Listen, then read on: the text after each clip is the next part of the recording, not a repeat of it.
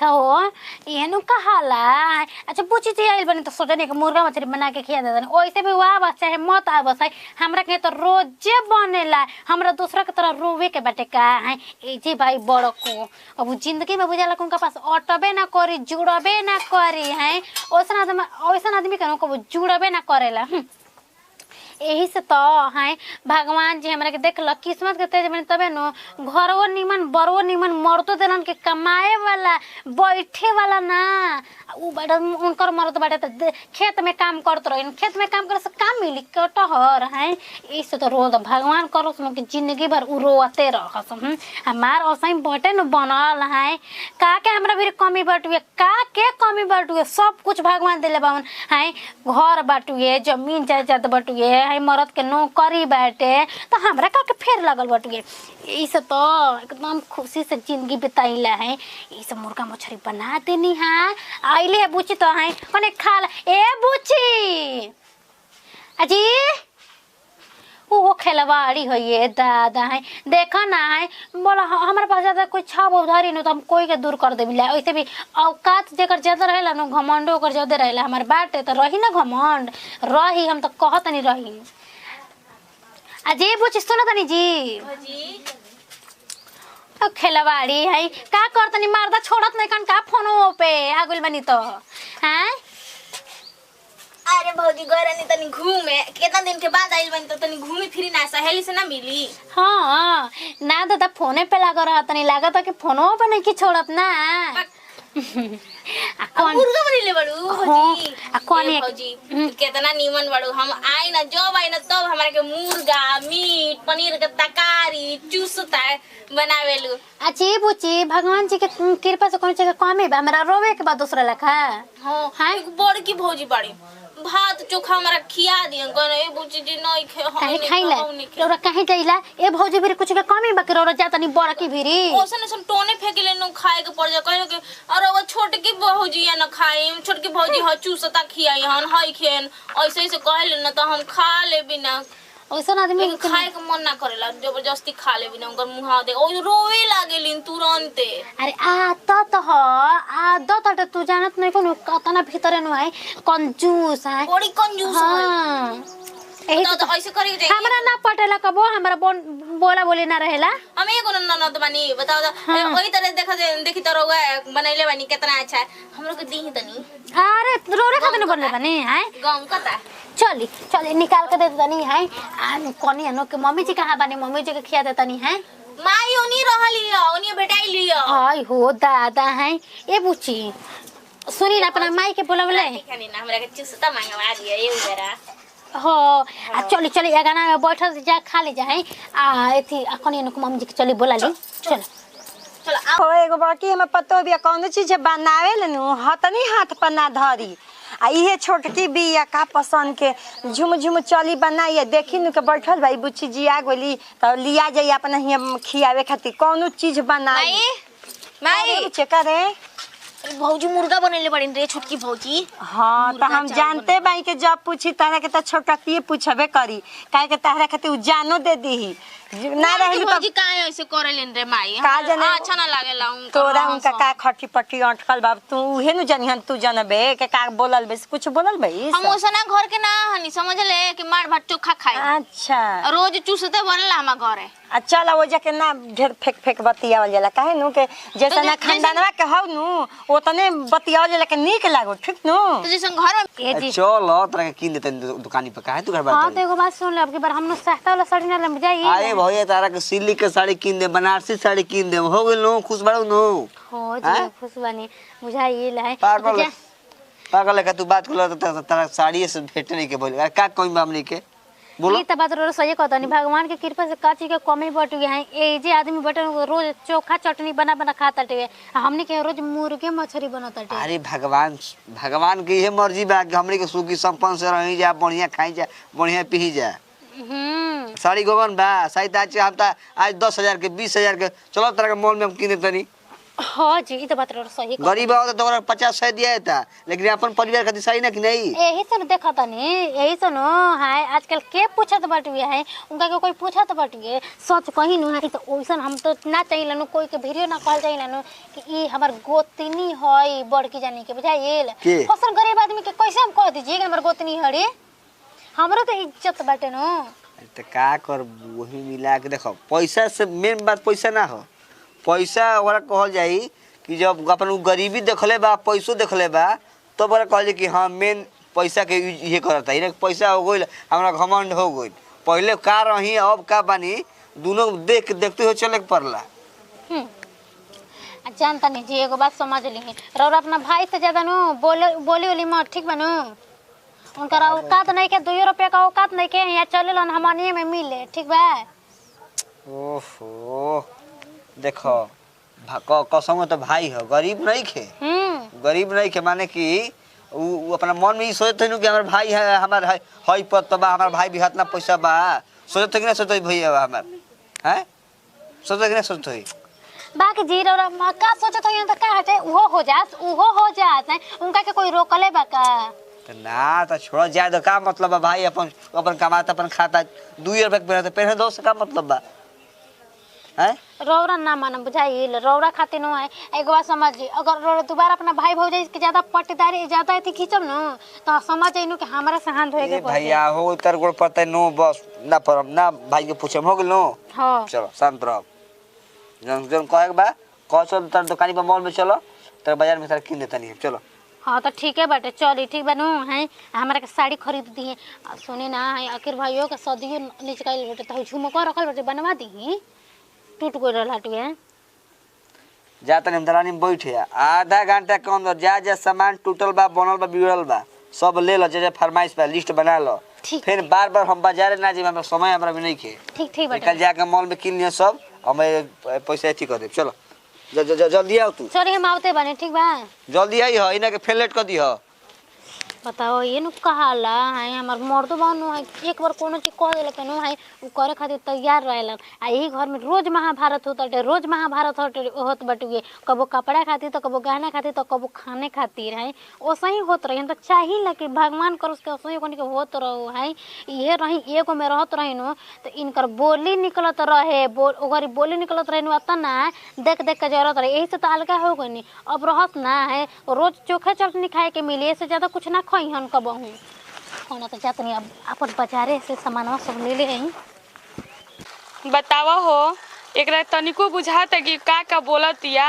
हमार जितना आवश्यकता रही उतने नु हम बनाई में खियाईम आए ना, एकरो में गलती नहीं के, गलती तो हमार सास में ननद में बाटे है कि हमार बात खियावत इन त नइखे ढुकत, ओकरा घरे मुर्गा मछली बनता तो ओकरे नु गुन गई हन जा हां, लेकिन ऐसे ना करे के चाहिए। हम जितना लोग के इज्जत कदर करी ना उतना उ कह दी तो हम देखते बानी। चलो ये दादा बनाई तनी तनी हमारा घर के मार भात चोखा बनवा के ऐसे ही तवा जाता नाद में डाले के पड़ा ताटे। खिलवाड़ी जब जाने लेनु, जब हमारा घर कुछ ना जुड़े लानु तब उनु बना के खियावे ले मुर्गा मछली। ये लोग ईमान बदल के चल जाए लोग जा खाए, हम का करी जा दूसरा के मांग देख के अपन लीलार फोड़े के बा हो। हमार जितना रही उतने बनाइम खियाम के उ खाई और रही तो ठीक बनता, हमरा कोनो मतलब नहीं खे। बाप हो बाप हो, देखो हो दादा कितना श्रद्धा से साग भात मार बनैनी आया खाए के बेरी कहते लोग कि हमनी के ये खाए खानी जा आए, हमनी के जाते जा ओकरा घरे खाए उ बड़ा बढ़िया खियाले तो जा भाई खियाओ, हमार तो उतना नहीं खे सकती। झूठो कही कि हमार मरद एगो कमाए वाला बाटे, आई लोग के हम खियाई तो हमार पोसाई पड़ी, हम ना खियाई अपन जातनी बनाव तनी खाई में खा खिया हुआ के अपन जातनी अपन बहरी कमाए। ये लोग लेखा घरे में बैठे के बाटे 10 गो कानून करे के बाटे। चलो ये दादा चोखा के मिस दी लगले आलूया बफाइए गुर ना कनिया बानी। चलो हो मुर्गा भात बना दिल बानी, का जने कैसन मुर्गा बनल होई, अच्छा बनल होई कि ना बनल होई। नैहर में तो बढ़िया हम बनाते ही रहनी, हमारे बाप भाई सब कोई हाथ चाट चाट के खात रहे। अब एजगो बढ़िया बनैले हो हम देखे में तो सुगंध बड़ा बढ़िया आवता, बढ़िया बनल होई। हैबिट हो गइल बा बनावे के हमार, यही से अब बढ़िया से भूज दिल बानी। अब हटाओ देखी फरहर बा ना तो मम्मी जी बोल लगम कि देखो ना पहली बार एगो तो रसोई कैली हिन, ऊपर से गिल चावल क देली हिन। सब चीज बढ़िया बाटे, फरहर बाटे भताओ। चलो हो तनी और खोल जाओ, तनी देर और 5 मिनट खोला के भात बना दिल बानी। अब एकरा के ढाक दे तनी। आ मम्मी जी से कहम कि मम्मी जी बना दिल बानी खाना, उ जेकरा मन होई ओकरा के खियई हन। अब उनकरा से जा तनी कहे मम्मी जी कहाँ बाड़ी, मम्मी जी क्यों बाटे ना का ये भगवान जी जब से मुर्गा आई लटे घर में तभी से हमार मन करत रहलट, लेकिन हम का करी हैं। देखा हो माई कितना जो किस्म करत बी, अब तो बदलिए गोल भी साफ लागत बाटुगे पतो है एकरा खातिर सब कुछ हो गइल बा ऐसन। तनिको बुझाता कि हाँ हमार बेटी दामाद आइल बने जानू है। अरे दामाद के नहीं सोचे तो बेटी के तो सोच ली तनु, पर ना ऐसन मतारी लगत है कि हमरा के भुलाइए गइल बिया। ये देखो ना नोकी करनी वही कतना बढ़िया मुर्गा बनल बी, कतना गमकत बटुए। अच्छा निकाल के खा लेबे, उसी भी कोई देखो थोड़ी नहीं कि कैमरा फेर बटुगे। बाप रे बाप, हमरा देखते मुर्गा तो सही मुंह में पानी आवत रहेला। हम का करी, कभी से खाए के तो बेचैन रहनी है। अरे का करत हो रोवा कौन सी जी? हम तो सुन कब ले माओ तनी हम तो रो का कर के नहीं जा जा हम खाई पागल हो। कोई देखी तो का कोई देखी तो का उसको हम आज बन दोसर ठेक ससुराली न अपना आज बनी। अच्छा ठीक बा, ई कोई से बतावे करने के ठीक बाटे नु हाला नहीं करके ली रो खाई तनी मुनी। ओ डाल तनी धक फले भभकाव ना खाई ना रोरा देख लियो सुन रो अरे देखी तो कहू का कोई पाहु नहीं आगानवा के हमें आगानवा के पाहु नहीं त पाहुन होनी न है। तो जानता नहीं आजकल कैसे जरे वाली बाई स जरे लग जरे दो जरूरत रहत बाई स न खाई कुछ भी कहे जी। हमार माई न बदल गइल बिया, त कतनी भौजाई के कहल करत बिया। बदल गइल भाई तो खाई ना खाई रोरा है निमर से देखी रहा हमारा जैसन मेहरारू बिया न त रोरा के खियावत चाहिए। अब से हमारा मन रहल के पूरा चुराइए के लेके चल जाई ना सब ना पागल हो। अच्छा बड़ा निमन के रोरा बनतनी हमने के जान रोरा के ठीक बा। ऐसा काम करो कि काम हो जाओ बड़ाई हो जाओ। ये जीरो रही तो बात रोरा सही कहत बानी। खाई जानता नहीं हमने के लूट ही न जाइल बनी जा, वैसे भी कोनो हक के हिस्सा जा मिली तो खाई पिए बे में तो खाइम जरा हैं। ससुराली के वास्ते में धन बचावे के चाहिए, इतना हो सके खेत बात तो मिली ना जी कुछ ना मिली है। अब तब सप्ताह दिन पे गिरा रहा। हां जौन है बताओ ना सास कम से कम 100 रुपए दिए नु। हां ठीक है नु तब का खाई जी खाई और मजा बोल मजा बिना रुको भी खा दो आराम से फिरा के कोई देखी जी कुछ चिया ले अजी दीदी जी राउर कौन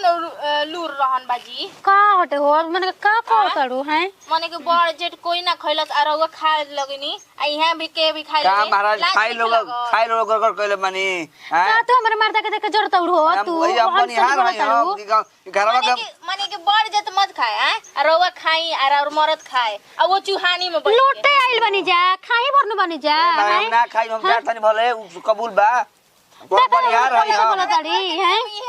नियम का हम गाना के पाऊं नहीं मेरा तनको हमरा ख्याल कर जे कम से कम बड़की भौजी रही नु त लुका छिपा के खिया देत रही। तू कैसन बाड़ू आई ले घर में तो बड़की भौजी ले मांग लेबे ला गइल तो रहनी कहनी ना कि आमा जी सब करे खाना खिया दे, लेकिन रउवा पहले आ गइनी बताई तो जी लूर लागत आमा जी ये सिखाई देखिए और दे दी मैं कढ़ाई पलट के दे दी नहीं हां तू बारी जरा तो देखो नया कनेक्ट हाथ ना बोले के चाहिए तू जैसे बोलो तड़ू। अच्छा नहीं बनी ऐसे नहीं बोलो इज्जत कर दन ठीक बा।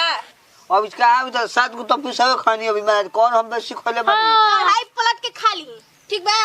भर ली ठीक कतना उठत ये खेलवड़ी देखो ना 2 दिन के आइल बे बोलिए कर निकलत कता ना लंबा जनते के एकरा से डराइए जाइम जा। ये बड़की भौजी रही जानत रही कि हमर ननद ऐसन है तबो एको सब जरा बोलत रही एकर बोली निकलत बटुए जा तू ना तू ना बतला सारू सार देती फटक के सुन तनी आमा जी के बुला के ले आओ तनी जा जा बोला के लाओ। घर में बवाल का करवाई छी अरे हम मानू हम लंगा है 700 से 20 लंगा है। खाई रो हमरा डर लागल बाटे का है हम तो नहीं खिचा तनो के तन बवाल हो खो बुझाई लो ओरे ले हम है अभी ना धर ना रुक जो खाए हमरा के तो टक जाई तो काम कर बड़ा जाई लब कहले बड़ू खाई रो खाई ई नखे बुझे के जे बैठे उठे का त अजी अम्मा जी का चिचिया लिखनीवा का हो बैठ का हो गइल हे जा बैठ ना रवा हाय जवानी का हो कने काहे अनसाइल बहू राउर बेटी के संस्कार अच्छा नहीं खे त का हो गइल बतिया बताई कुछ हम आईनी बना के कि अम्मा जी खिया दी हन बढ़िया से सब करा के दे दी हन अभी केहू नहीं के खैले आ वहाँ के दीदी जी अपन मरद लेके बैठल बाड़ीन एक हाथ से निकालत तरीन आ एक हाथ से खा तरीन ई कहाँ के संस्कार जाए द ए जे बसे नइखे आइल 2-4 दिन खातिर आइल बिया त खाए पिए द कुल ना नु पाहुन खा जाई हन ए अम्मा जी तो सब कोई के खिया के ना खाए के चाहिए आ वहाँ के जाके देखी कतनी से क दल बानी काजे ना हटबो करी कि ना अच्छा आटी जाए द अपने हक हिस्सा के खाला पाहुन दामाद हमन लोग ऐसे करबू त उहाँ के का कहम के सरहजिया हमर बोलत आई खैला खातिर ए जो का हिस्सा लेबे नहीं खने आवत हित त हम खाइए ले दो पीस बेसी त का हो गइल हाला गुला बंद कर जाए अपन इज्जत अपने बच्चा के रख लेला ठीक न जय जी मम्मी जी हमें फर्ज रहे रउआ से कहल अब रउआ जो कुछ भी कहे और बेटी है रउआ कुछ भी कही हमने की देखा हमरा लड़की वैसा ना ही नु के कुल खा जाई खिया दी ओकरो बुझाता के घर परिवार बहुए माई बाबू बाहन भाई भौजाई बाईसन जानलू तू ऐसा गलती मत बात बतियावा हम कहाँ गलती बोलत हन रउआ से बताई जा देखो जौन बात ना में इनमें खाली उ ठीक बा हाला गुला मत कर पाहुन जी का कहम हो ए अम्मा जी तनी और रउआ से कही ना इनी कि देखिए वहां के बैठल बा चूहानी में बैठ के खात रही मैं चूहानी तू त हमरा बेटी के रहन चल सब नी देख देलू अब कहत के कहे आईनी है जा देख जा जा ए दीदी जी जा खा ल जा हाला मत करे जा हम खाइन चाहे ना खाइन हमारे बेटी दामाद खा लेलस हम खा लेनी ठीक नु तो हम लोग खा लोग जा ठीक बटे दुनो अम्मा गोतनी जी अपन बाचल खा में ले। तब ना खाएम ठीक बजा बाचल ना होई त का कुल खा जे हमर लइकिया आज तो भी औसन बुझाता दिखाई देत के रहे। हे जो का माने टोपरा लिखवावती है तो हम लोग ले बतावा हो हई नया नहर बिया आ कैसे आके सुटू ए जो का बोलतिया के दीदी जी के चाल रहन निमन नहीं के इहे भले चाल रहन देखे वाली आई हमरा बेटी के त हम नहीं जानत हो आई बई बात बतियावे वो हाथ ना बोल के गोइल देखा मुँह पर का कही ओकर त बचपने के आदत खराब हवे के कुछ बनाई नु त हमरा से पहले खा लीही आ बाची तौने में सब परिवार खाई अब त आगुली सन भौ जाई तो करो तनी चाल रहन बदल देवे के चाही जा तनी तन का सदिया के गाक तई दुखाए के त दुखाइया नु टिपिनावे लागेली बोली ना नु त टिपिनाए लगियन बुझाई के गंगा जमुना बढ़िया गोली अब तनी बताओ इनके रही नहीं के बुझात नु कि भौजैया भतीजावा भैयावा मतरिया खयसन कि ना करे जे जे अपने अपन मरदे के ताकत अड़िया हइसे आदमी करला इनके लिखा ई आदमी नहीं ससुर ना जाला आय अरे बड़ जे ठीक बा बनल बाटे तो सबे केहू के मुंह नु बाटे अब केहू भोर पेटा खा के अफरे लागे केहू के मिलबो मत करो चिखऊ के तो ई चीज ठीक नहीं खे नु का बोल रहे काने बाबू अच्छा ये बताइए अम्मा जी कि ज्योति बुची कितना गलत काम करत अड़ी आ मुर्गा बनल बेटे अपने खातड़ी अपना मरद के खियाते तनिको सोचलिए कि हमर भतीजा बासन खाए के भतीजी बाड़ी सब भौजाई बिया भाई बाटे माई बिया केहू के सोचत अड़ी उ आधा खलिया के खा गुली आधा करा लड़की ही तारे हिया रहे नहीं खे आइल 2 दिन 4 दिन रही 8 दिन 10 दिन फिर चल जाई माने दुगो पीसे पाहुन खा लेलन त माने तहन के झन देखिए झन करे नहीं इज्जत से आदमी खाला नु त आदमी पूछेला पलंग पे बैठाला खियावेला पियाला सब करला लेकिन वैसन बान जे कि लबर लबर ना जानत हो ना सुनत हो जा अपने से बताई कि एथी करत हो त कितना ही गलत बात बाटे त जाए द तारा घरे कोई आवे ला एगो गलतियो करी नु तारा परहेज करे के चाहिए से के तारा घरे उ आइल बिया अब तू ही बोला बहुत अच्छा ना लगी गांव रौरे बतिया कहत तब हम का करी बताई लेकिन आदत ऐसा लड़का खातिर काजू किशमिश हॉर्लिक्स रखत तनी आज तो सब खत्म हो जाता है अच्छा हम समझा देते भाई समझावे से समझ जे तो हम ना समझा देती पहिला ही वाला ओकर आदत बोले के बुद्धि है बा क दिन के लड़की ही बियाहवा क देनी ले कौन चीज धइ रहले त खा जाती है त मान के चलो ओकर बुद्धि नहीं के हम समझा देम ओकरा के हे भगवान जी हां त माई हनी त माई खातिर कोनो लड़की त एथी अद्भुतिए नु रहल कहां बिया बुचियो ज्योतियो हमरा तो बोले के मन इच्छा नहीं के करत उनकरा से। अच्छा हम समझा देम, टेंशन मत ल। ता मुर्गा खा गुल बिया नु कितना क किलो मुर्गा खइबू जा कह जा ले दी। जी को किलो के बात नहीं थे तो जब जानत रही कि हमर बेटी या दामाद आवत है तो 1 किलो अधिक ले लेला मुर्गावा। हम आज जानत जब 1.5 किलो मुर्गा लेत नहीं सब कोई के इतनी इतनी बांट के खाए के बा। लइका के रे जानते बनी मम्मी दे हमरा के कपार खइले बा खाली मुर्गे मछली ले पेट भरेला के भात रोटी पे आदमी खाला। मान के चलो दुगो बेसी पीस दे देले होई पाउन के रसे बाई कके गो पीस जोरे खाना ले बुझा। हाला मत कर कनी है अपना घर के बात अपने सोच समझ के रहे के चाहिए। तू तो पढ़ल लिखल बा आइए भी कर ले तू समझ कम से कम। ठीक बा जी, अब जब रौरा कहते बे तब हम का चुप करी। रह, हाला मत करा, हम जाते हैं का समझा देबे। जई समझा दी। अब रौरा समझला समझ त बढ़िया बा न त उतनी तनी बात खड़ी घर में झगड़ा होई झूठे मुठे। हम मरलस हां ये मरले बाटे दीदा मत के लूरे रहन नहीं पूछे आई एकरा चलते हम फजियत होते हैं घर में। ज्योतिया ज्योतियो का रे माई हेने आओ का ते बता अपन चाल रहन सुधार करबे के ना करबे पहले ही वाला आदत बगे। का हमरा चल भाई ये कुल का बोले रे ई का बोलत है मुर्गा बनल है त तोरा हिसाबे किताब ले कम रहे त कमे कमे ना खैतु सन। तोरा चलते हम पतो ले फजियत होतई। हां कितना बोलती जाऊ। ओहो त मैंने खा लेन जे तो से तोरा का होखल बाटे बताओ ना। अरे हमारा नहीं के कुछ भइल जब कमे बा त कमे खो ढेर रही त ढेर खाइए। ई कोन मने है के कमे बा त मने कुल खा जाई। देख रे माई है भौजाई त भौजाई तेहू हमरा के एको करम छोड़त नहीं कि बुझाइल हमरा के हमरा मर्दो करेगी छोड़त। देखला नीमन बात कहम नु त एका मचाई ले खत्ती त लगी नीमन समझावत है बतिया ओका काजू किशमिश खा जेतो चोरा के और अपना लइकन के धले भी तो बोलत है के ना रे। पक माई हम तोरा भी ला के फंस गेल बानी। तो ते एगो बात सुन ना तोरा अपना पतोही के बात माने के बन हमरा के बोलाओ मत जा ठीक बा। हम ना आई अब तो खुश बा रहिए सन। अब ला ना एका मतलब ई ना होगे जान ले हम बात करते ते दिमाग में घुसाव अपना। अजी अजी अब उनका के कौन काम भाई जे बोलौला के कहत नहीं कि चल लिया के हमरा के माने तेहू तो अजब के बारे जाए द सुन समझ बुझ के रहल जाला आ रहल जाती जा कल से कहला नो जरला पे फोरन फेंके और रिया गुली जरला पे फोरन फेंके हम आइल बानी रौरा काजू किशमिश ना खैनी ही कैसे तदनी आई के आवत वो ले हो बुझा तक मार करे आवत मोर हो। को का हो ला ला मार हम काहे कथी मारम जी पाप ना करे जाइम हम पाप ना कर तब कौने तदनी आई चले आवत हो। हम सानी के दुआरी पे आइ लायक नहीं के ठीक बन माई एगो मुर्गा खाती अपना पतोही के हमनियो के ननद बानी जा हमनियो के ननद बानी जा का बोलो हमू ननद हनी केहू के चल ही हमने के गैर बन जानो के दुख ना हां चलो निकल अन्ना बुचिया माने दू चार दिन रह ना पाउन रही। बाकी तोरा जो मार पतोही पाउन कर खाइल देखो खाइल नहीं हरता ही जाके पाउन का खाता है कापी। अरे एहन के बुद्धि नहीं खे पाउन जननी। ए अम्मा जी और तन ले ले आईती तो खा लेती रहो चुप रह बोलबे मत कर चल निकल तन तने बात खातिर बेटी दामाद के खिसिया के धइले बाबू देखी है। गलती करत रही ना ऐठ के जइतो बड़ी चुप रह तू जन कहलू नु हमर बेटी चल के हमरा नहीं लगी हो हैं अपन चाल रहन के सुधारे नहीं खे। जाई बोला ली और 2 किलो मुर्गा बनवा ली हमार का जाता राउर पैसा नु जाता हमार थोड़े ने कुछ लागत हमके तो खाली बनावे के बा खाए के बा।